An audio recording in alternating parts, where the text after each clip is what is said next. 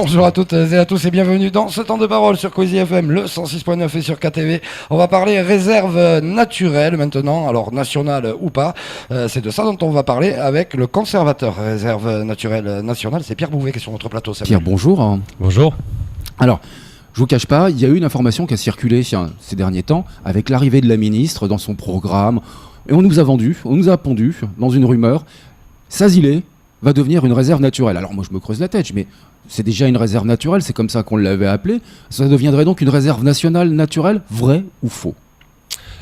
Pour l'instant, on n'a pas de réponse, c'est que des bruits de couloir. Ce qu'on attend, c'est l'annonce de la ministre et peut-être aussi juste des mesures de protection pour Sazilé qui a de réserve que le nom pour l'instant.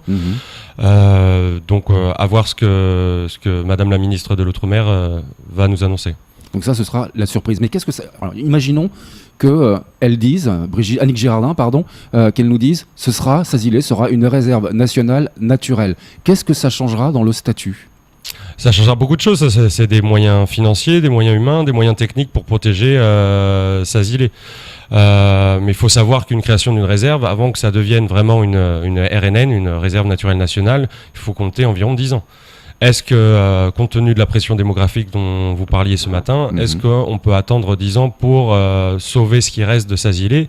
Je pense pas. Donc déjà, ça serait des mesures de protection à apporter. Pas que des moyens financiers, mais des moyens humains, de la formation, des gens qui soient présents, parce qu'on parle d'un site où un des plus grands sites de ponte de tortues, ouais. Mais aussi un des plus grands sites de braconnage de tortues. On est bien d'accord. Et il n'y a pas que les tortues, il y a de la forêt sèche, il y a une partie du lagon qui est à préserver, il y a plein de choses à voir. Donc la réserve naturelle nationale, ce serait une très bonne nouvelle, mais il ne faut pas s'attendre à ce que ça vienne du jour au lendemain. Mais quand on veut inscrire le lagon de Mayotte au patrimoine mondial de l'UNESCO, ça paraît complètement naturel que la démarche d'une réserve naturelle nationale soit mise en place aussi. Complètement.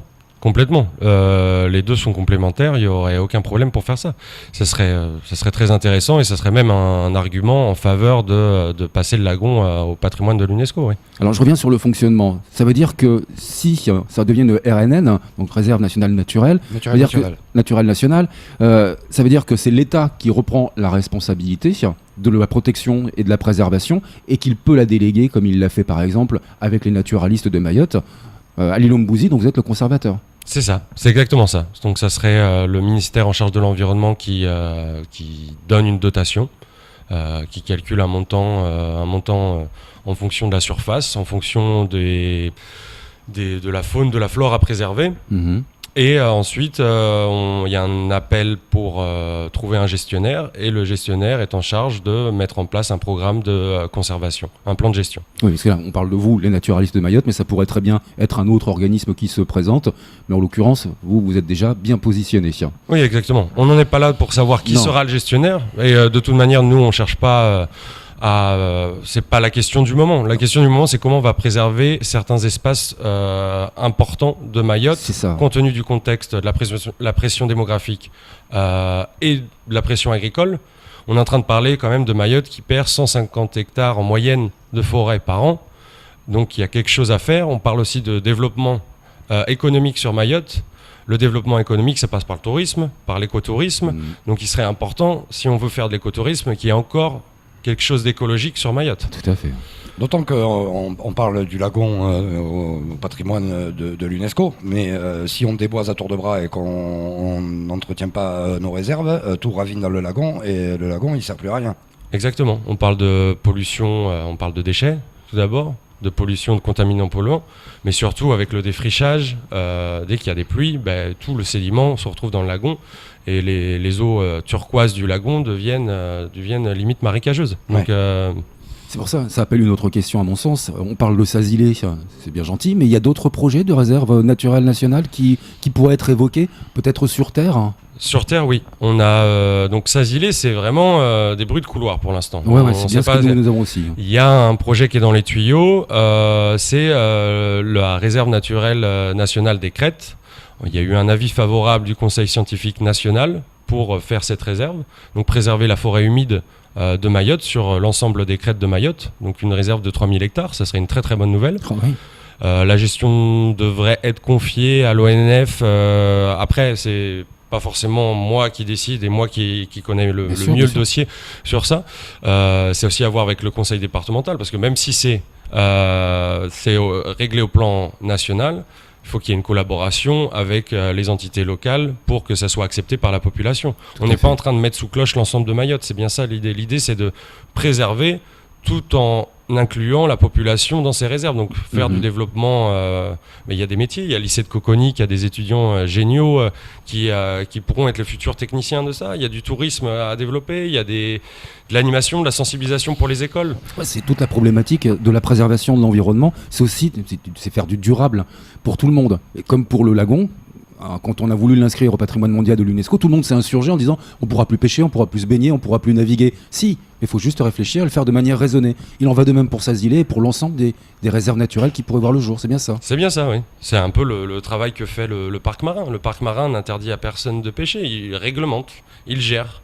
Il est en train de prendre en compte les acteurs socio-économiques du lagon, de la partie marine, tout en préservant la nature. Donc c'est pas toujours facile, ça peut être compliqué, il y a des égos, ça heurte certaines sensibilités, mais au final c'est du compromis. On cherche à faire du compromis, on cherche pas à être des radicaux extrémistes écologiques, c'est pas du tout l'idée. Moi, j'ai une petite question sur la réserve des crêtes. J'ai pas compris exactement en quoi ça consiste, les 3000 hectares. C'est tous les sommets de toutes les collines ou c'est un endroit de 3000 hectares?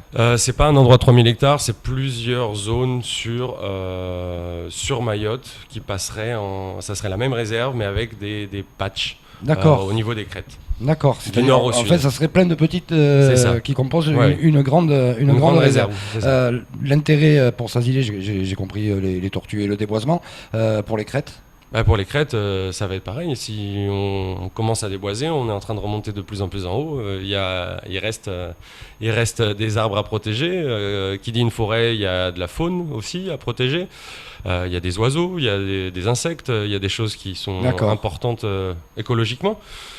Et la forêt qui est présente à Sazilé est totalement différente de la forêt des crêtes. On parle de forêt humide. Donc, c'est quoi la différence entre forêt humide et forêt sèche? Forêt humide, c'est juste l'hygrométrie, le taux d'humidité dont ont besoin ces forêts est plus importante dans les forêts humides. Et les forêts sèches, c'est des forêts où il y a très peu d'humidité. C'est un habitat très particulier. Il y a très peu d'eau.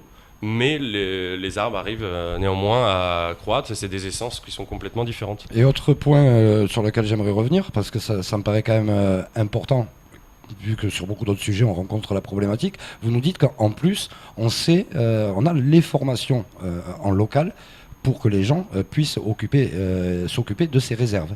Avec le lycée de Coconi. Avec le lycée de Coconi, avec le bac GMF, si je ne me trompe pas. D'accord. Avec le bac pro GMF, et on a eu, nous, des stagiaires sur la réserve qui étaient génialissimes, qui étaient vraiment bien formés, qui savaient de quoi ils parlaient, et qui avaient à cœur de faire quelque chose pour Mayotte. Et on les retrouve de plus en plus.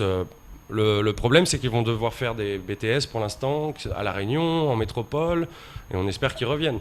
Mais on voit de plus en plus, que ce soit à l'ONF, au Conservatoire du Littoral, dans tous les acteurs de l'environnement, on voit de plus en plus de jeunes motivés, mahorais, qui arrivent avec un bon bagage scolaire et qui sont prêts à préserver l'environnement. Ouais, donc on a tout pour nous, Sam. Oui, mais justement, moi je veux faire taire tout de suite les mauvaises langues. Vous n'êtes pas sur ce plateau pour vendre le bout de gras des naturalistes. Vous êtes là pour parler préservation, développement, protection de l'environnement et avenir, tout simplement. Vous n'êtes pas là pour dire les naturalistes sont là pour choper une réserve naturelle. Non, vous êtes en train de nous dire qu'il y a urgence à monter des réserves naturelles pour préserver l'environnement et surtout peut-être commencer à penser l'avenir et le développement. C'est bien ça. C'est bien ça. Et on a la ministre qui est présente. Tout le monde va parler des tensions socio-économiques de Mayotte et l'environnement. On ne sait pas comment il est encore évoqué avec la ministre, mais c'est le moment d'appuyer sur l'environnement parce que c'est un peu un cercle. Notre environnement influence un peu notre société. Et notre société influence aussi l'environnement. Ouais, tout est lié. Tout est lié. Donc ça veut dire que oui, il y a des problèmes économiques sur Mayotte, oui, il y a des problèmes sociaux, ça va influencer l'environnement avec une dégradation, mais si on préserve, si on fait quelque chose, si on fait du développement territorial, on peut apporter, peut-être c'est des petites solutions, mais on peut apporter des solutions. On peut apporter de l'emploi, ça ne sera pas une énorme industrie, mais s'il y a du développement de l'écotourisme, on parlait de la Réunion ce matin, avec le tourisme vert. Tout à fait. Pourquoi Mayotte ne pourrait pas le faire ? Le tourisme vert, c'est possible. C'est possible à Mayotte. On a, en termes de, par rapport à notre surface, par rapport à la Réunion, on a beaucoup plus de biodiversité. On a beaucoup plus d'espèces végétales ou animales que la Réunion si on rapporte à la surface de Mayotte. Donc il y a quelque chose à faire. C'est clair. Et puis il y a des endroits carrément magiques, tout simplement. Ah oui, ça c'est sûr. Mais je reviens à l'exemple de Sazilé, qui n'a que le nom de réserve, hein, c'est tout. C'est un cas particulier parce qu'en effet, c'est un haut lieu de ponte des tortues marines, c'est un haut lieu du braconnage, mais le braconnage a ces derniers temps reculé parce qu'il y a une prise en main de la population, une petite association de jeunes qui s'est montée pour garder le site et faire fuir les braconniers. Ça, c'est un exemple de développement durable. Oui, c'est un exemple de développement durable, mais est-ce qu'on doit compter seulement sur la population locale pour gérer tout ça? Non, on parle, ça passe par là. Ah oui, ça passe par là, complètement, oui. Oui, faut le structurer. Oui, il faut le structurer. C'est ça serait une structuration. C'est déjà mettre des agents commissionnés qui sont capables de verbaliser les braconniers. On a le travail de la brigade nature qui fait un travail excellent, mais on parle de 7-8 personnes pour l'ensemble de Mayotte et de son lagon. C'est un travail démentiel ce qu'ils sont en train de réaliser. Et il va falloir quand même regarder ces zones remarquables et pouvoir mettre des agents commissionnés, assermentés, qui sont capables de faire de la surveillance et de verbaliser le cas échéant. Ouais. Alors, sur une échelle de 1 à 10, on en est où dans la volonté ou dans l'évolution d'un dossier pour protéger Mayotte, son lagon et sa terre? Je vais dire la réserve des crêtes, il y a une volonté, tout le monde a la volonté de vouloir faire cette réserve des crêtes. On attend que le projet se développe.